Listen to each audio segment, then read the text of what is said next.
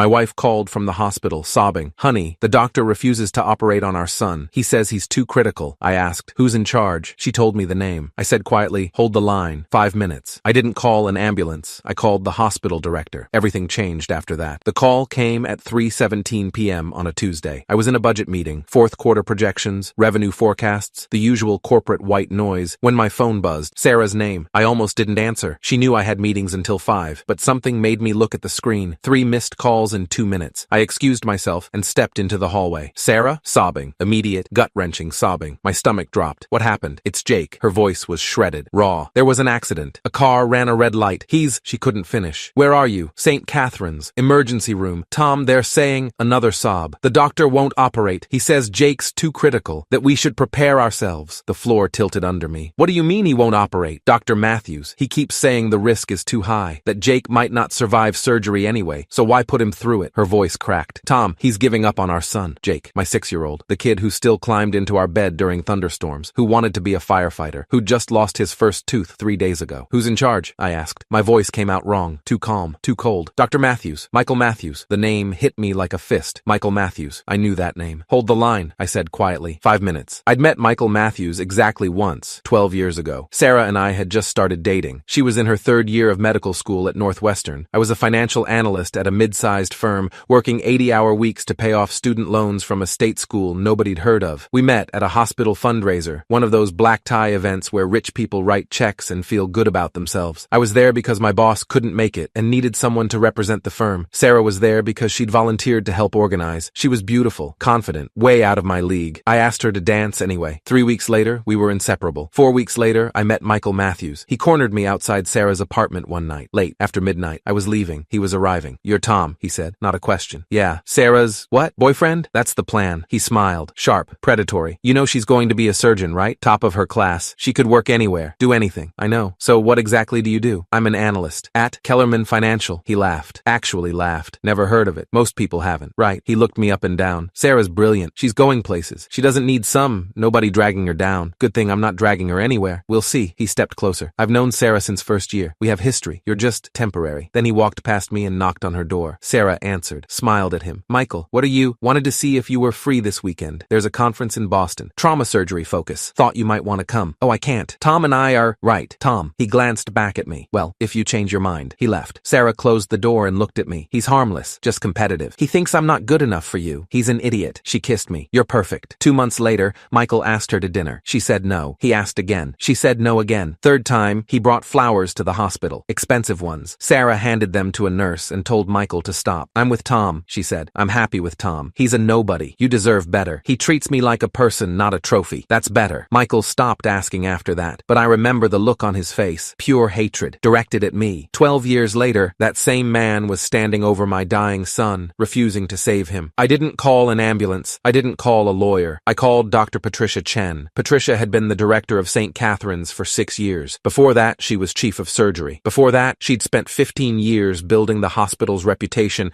as one of the best trauma centers in the Midwest. I'd worked with her for 8 of those years, not as a doctor. I'd left financial analysis 7 years ago and moved into nonprofit development, fundraising, specifically hospital fundraising. St. Catherine's was my biggest client. 3 years ago, I helped them secure a $12 million grant to build a new pediatric wing, the most advanced in the state, cutting-edge equipment, private rooms, art therapy, the works. They named it after my family, the Henderson Pediatric Center. My name was on a bronze plaque in the lobby. Patricia answered on the second ring. Tom, everything okay? No, I said. Everything is not okay. My son is dying at your hospital, and Dr. Matthews is refusing to operate. Silence. Then, what? Jake was in a car accident, internal bleeding. Matthews says the case is too risky, too critical. But Patricia, my voice cracked. Matthews is one of the best trauma surgeons in the state. You and I both know this is bullshit. Tom, there's no misunderstanding. My wife is watching our son bleed out while Matthews stands around doing nothing, and I know why. Why? He tried to date Sarah in medical school. She chose me instead, 12 years ago. Apparently, he's still holding a grudge. More silence. Then her voice went cold. Steel cold. Stay on the line. I heard papers rustling, rapid footsteps, her voice barking orders to someone. Pull the Henderson case file, now. Yes, the 6-year-old in Trauma Bay 3. 30 seconds of muffled conversation. Then she came back. I'm looking at Jake's chart right now. Her voice was tight, controlled. Matthews marked him as non-viable candidate for surgery. But Tom, these vitals don't support that assessment at all. His BP is stable. Bleeding is contained. The last laceration is operable. I know. So why would Matthews? She stopped. This is personal. Yes. He's letting a child die because of a 12-year-old grudge over a woman? That's exactly what I'm telling you. I heard her breathing. Sharp. Angry. I'm going down there right now. Stay on this line. Patricia, if my son dies because of this, I'm not just pulling funding. I'm going to the state medical board, the press, and every lawyer I can find. I will destroy this hospital. He won't get the chance, she said. I'm ending his career myself. She didn't hang up, just put the phone down. I could hear everything. Doors slamming. Patricia's voice, loud and furious. Where's Matthews? A nurse. Trauma Bay 3, but get Dr. Park. Tell her to scrub in immediately and get security to Bay 3. Now. More footsteps. Running this time. Then Patricia's voice again. Closer. Dr. Matthews. Matthews's voice. Smooth. Confident. Director Chen. I was just, explain to me why you marked a 6-year-old with stable vitals as non-viable. It's a judgment call. The internal injuries are extensive. His spleen is lacerated. That's a standard trauma repair. You've done 50 of them. The risk of complications, the risk of death if you don't operate is 100%. So why aren't you in surgery? I made a medical decision. Did you make a medical decision? Or did you decide that Tom Henderson's son doesn't deserve to live because his mother rejected you 12 years ago? Silence. Director, I don't know what. I have Tom on the phone right now. He just told me everything. You tried to date Sarah Henderson in medical school. She chose him, and now you're letting their son die. That's absurd. Is it? Because I just reviewed your file, Dr. Matthews. 3 complaints in the last 2 years. 3 patients with questionable medical outcomes. All 3 had personal connections to people you have documented conflicts with. Those were legitimate. Get out of my ER. Excuse me? You're suspended. Effective immediately. Security will escort you out. Dr. Park will handle the surgery. You can't do this. I'm the director. I can do whatever I want. And what I want is you out of my hospital before I have you arrested for medical negligence. This is because he's a donor. This is because you're a danger. Get out. Now. A pause. Then Matthew's voice, low and venomous. You'll regret this. The only thing I regret is not catching you sooner. Security. Footsteps. Shouting. A door slamming. Patricia's voice came back, slightly breathless. Tom? Still there? I'm here. Dr. Park is scrubbing in now. She's excellent. One of our best. Jake's going to be fine. My knees buckled. I sat down hard on the hallway floor. Thank you. Don't thank me. I should have caught this months ago. Matthews has been a liability for years. She paused. I'm sorry, Tom. This should never have happened. Just save my son. We will. I promise. I made it to the hospital in 14 minutes. Ran 3 red lights. Didn't care. Sarah was in the surgical waiting room, curled up in a plastic chair. Her face was blotchy, eyes swollen. She looked up when I came in. They're operating, she said. Dr. Park. Patricia came down herself. Said Matthews was suspended. I sat next to her, put my arm around her. I made a call. To Patricia? Yeah. How did you? She stopped. You told her. About Michael. I told her everything. Sarah was quiet for a long time. He tried to kill our son, she said finally. I know. Because I rejected him 12 years ago. I know. What kind of person? Her voice broke. I held her. We waited. The surgery took 4 hours. Dr. Jennifer Park came out at 8:43 p.m. She was younger than I expected. Early 40s maybe. Short hair, kind eyes. Jake's stable, she said. The repair went smoothly. Spleen laceration, grade 3. We removed about 30%, but the rest is healthy. He'll make a full recovery. Sarah started crying again. Relief this time. Can we see him? He's in recovery. Give us another hour to get him settled, then you can sit with him. Was the surgery difficult? Dr. Park looked at us. Really looked at us. It was straightforward, she said carefully. The kind of surgery we do every week. There was absolutely no reason to mark him as non-viable. So, Matthews, I can't comment on Dr. Matthews's decision-making, but I can tell you that your son was always a good candidate for surgery. She paused. I'm glad Director Chen called me in. After she left, Sarah turned to me. You saved him. Patricia saved him. You made the call. You knew who to call. She grabbed my hands. Tom,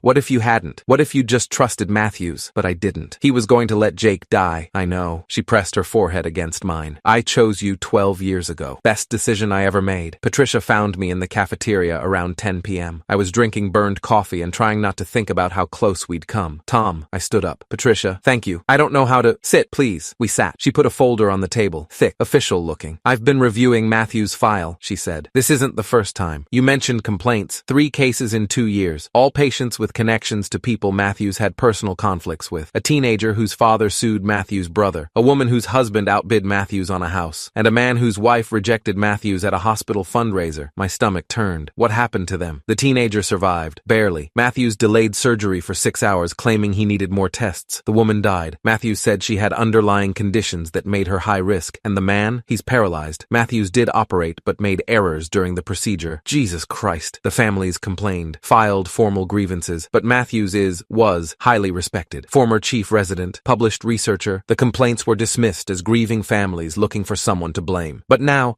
I have a pattern. And I have your case. Clear motive. Clear negligence. The board will have to act. Will he lose his license? If I have anything to say about it? Yes. She slid the folder across the table. This is everything. everything. Medical records, complaint files, tonight's incident report. I'm forwarding it to the state medical board first thing tomorrow. I'll also be recommending a full investigation into his other cases. Why are you telling me this? Because you deserve to know. And because, she looked at me. Tom, Matthews tried to file a complaint against you. Said you used your donor status to intimidate him. To force the hospital to punish him for a difference of medical opinion. Are you serious? He emailed me 20 minutes ago. Threatened to go to the press. Said you abused your power. I felt anger rising. Hot and sharp. He tried to kill my son, and he's claiming I'm the problem? That's exactly what he's doing. And that's why I'm giving you this file. When he starts telling his story, you'll need to tell yours. With evidence. I opened the folder. Pages and pages of medical records, complaint forms, incident reports. At the bottom, a handwritten note from Patricia. Medical decisions should be based on patient outcomes, not personal vendettas. Dr. Matthews violated the most fundamental principle of medicine. Do no harm. His career ends here. I saw Matthews one more time. 3 days later. Jake was being discharged. Sarah was packing up his things. Stuffed animals, get-well cards, the Spider-Man backpack he'd refused to leave behind. I went down to the cafeteria to grab lunch. Matthews was in the parking lot, loading boxes into a silver Lexus. No hospital badge, no white coat, just a man loading boxes. I walked over. He saw me coming, straightened up. Come to gloat? He said. No. Then what? I want to understand. Why Jake? He's 6 years old. What did he ever do to you? Matthews laughed. Bitter. Ugly. You really don't get it, do you? Get what? Sarah was supposed to be mine. We were in the same program. Same goals, same future. Then you showed up, some nobody financial analyst, and she threw it all away. She didn't throw anything away. She's a surgeon. A damn good one. She could have been great. Chief of surgery, research, awards. But she chose you. Chose mediocrity. Chose a life of, he waved a hand, suburban nothing. She chose happiness. She chose wrong. I stepped closer. 12 years, I said quietly. You held on to this for 12 years. And when you finally had a chance for revenge, you chose a 6-year-old. I made a medical judgment. You tried to kill my son. The surgery was risky. It was routine. Dr. Park said so. Patricia said so. The medical board will say so when they review your file. His face went pale. Patricia's reporting you, I continued. Every case, every complaint, every patient you let suffer because you couldn't handle your own ego. You have no proof. We have 3 dead or injured patients, all with personal connections to people who crossed you. We have tonight's incident, with clear motive and multiple witnesses. We have security footage of you refusing to operate while my son's vitals were stable. I paused. We have everything. Matthews said nothing. You tried to sue me for donor intimidation, I said. Patricia told me. You were going to claim I abused my power. You did. I made a phone call. That's it. I called Patricia and told her the truth, that you had a personal grudge, that you were refusing to operate because of it. I stepped closer. If you want to sue me, go ahead. I'll see you in court, with every file, every case, every piece of evidence showing what you really are. He stared at me. You ruined my career. No, I said. You ruined it yourself, the moment you decided my son's life was worth less than your ego. I turned to walk away. She made a mistake, Matthews called after me. Choosing you. I looked back. No, I said. She made a mistake trusting you. The medical board suspended Matthews' license 2 weeks later, pending full investigation. Patricia sent me the letter. Official, cold, final. Dr. Michael Matthews' medical license has been suspended effective immediately. The board has found credible evidence of medical negligence, personal bias affecting patient care, and violation of professional ethics standards. A formal hearing will be scheduled within 90 days. Sarah and I read it together. Jake was upstairs playing with Legos. You'd never know he'd almost died 3 weeks ago. He'll never practice medicine again, Sarah said. Good. I feel, she stopped. I don't know, sad, angry, both. I knew him for 4 years. We were friends. I thought he was a good person. Maybe he was, once. And now? Now, he's the guy who tried to kill our son because he couldn't handle rejection. She was quiet for a long time. Thank you, she said finally. For what? For making that call, for knowing what to do, for, her voice cracked, for saving Jake. Patricia saved Jake. You knew who to call. You knew your connection to the hospital mattered. You knew how to make them listen. I got lucky. No, she turned to me. You were prepared. You built relationships. You helped that hospital for years. And when we needed them, they were there. Because Patricia's a good person. Because you knew Patricia. Because you'd worked with her. Built trust. She squeezed my hand. Matthews thought you were a nobody 12 years ago, but you weren't. You were just getting started. 6 months later, Patricia called. Tom, can you come by the hospital? There's something I want to show you. I met her in the main lobby. She led me through the halls, past the emergency room, past the surgical wing, through the corridor that connected the old building to the new one. We stopped in front of a door. Brand new, polished steel. No markings yet. We're opening a new trauma center, Patricia said. State-of-the-art equipment, dedicated surgical staff, 24-hour coverage. That's great. Matthews was supposed to run it.